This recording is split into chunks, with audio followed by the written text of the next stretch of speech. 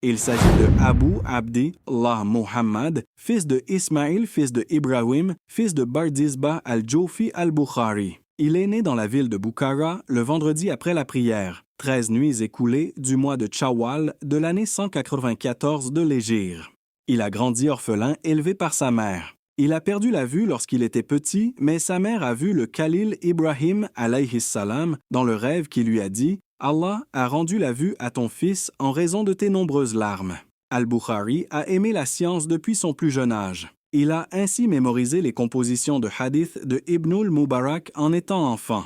Il a lu les livres réputés alors qu'il avait 16 ans, tant qu'il a été dit qu'il mémorisait en étant jeune 70 000 hadiths par cœur. Ce qui l'a aidé à cela, c'est qu'il connaissait les biographies de ceux qui rapportent le hadith et il recherchait leur état également. Il le connaissait. Il connaissait les sheikhs de ceux de qui il tient le hadith ainsi que leurs élèves et leurs différentes chaînes de transmission. Avant qu'il ne quitte son pays, il a pu recevoir par transmission tout ce qui y est rapporté comme hadith.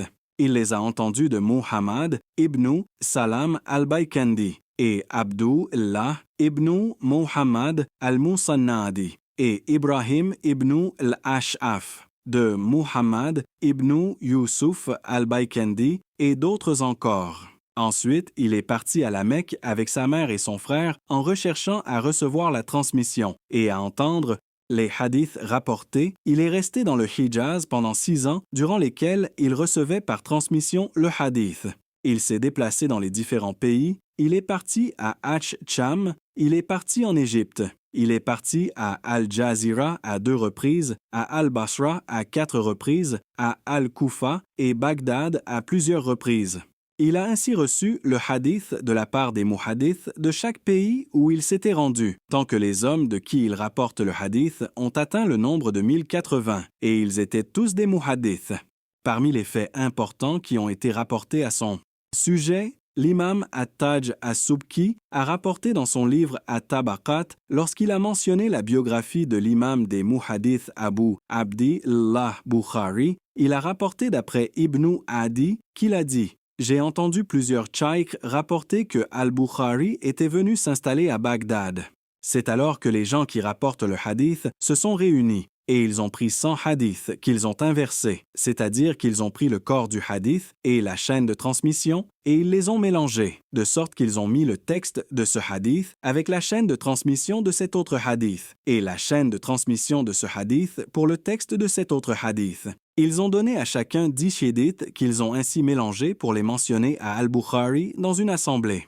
Les gens se sont alors réunis. L'un d'entre eux s'est levé et il a interrogé au sujet de ces hadiths d'un des 10 qu'il a mélangés. Al-Bukhari a dit « Je ne le connais pas ». Il l'a interrogé au sujet d'un autre hadith. Al-Bukhari a dit « Je ne le connais pas », jusqu'à ce que le premier homme ait terminé avec les 10 hadiths. C'est alors que les spécialistes de jurisprudence se regardèrent les uns les autres, c'est-à-dire qu'ils s'interrogeaient sur Al-Bukhari. Un deuxième homme s'est levé et a fait comme le premier. Et Al-Bukhari disait à chaque fois « Je ne le connais pas ». Lorsque les 10 hommes avaient fini, Al-Bukhari s'est retourné vers le premier d'entre eux et lui a dit « Pour ce qui est de ton premier hadith, sa chaîne de transmission, c'est celle-là. Pour le deuxième hadith, la chaîne de transmission, c'est celle-là, et le troisième, et ainsi de suite, jusqu'à lui donner les chaînes de transmission des 10 hadiths que le premier a donnés. Il a rendu ainsi à chaque texte de hadith sa bonne chaîne de transmission. Ensuite, il a fait la même chose avec le deuxième, la même chose avec les autres, jusqu'à avoir terminé avec les 10 hommes. C'est alors que les gens lui ont reconnu sa capacité de mémorisation, de hafid.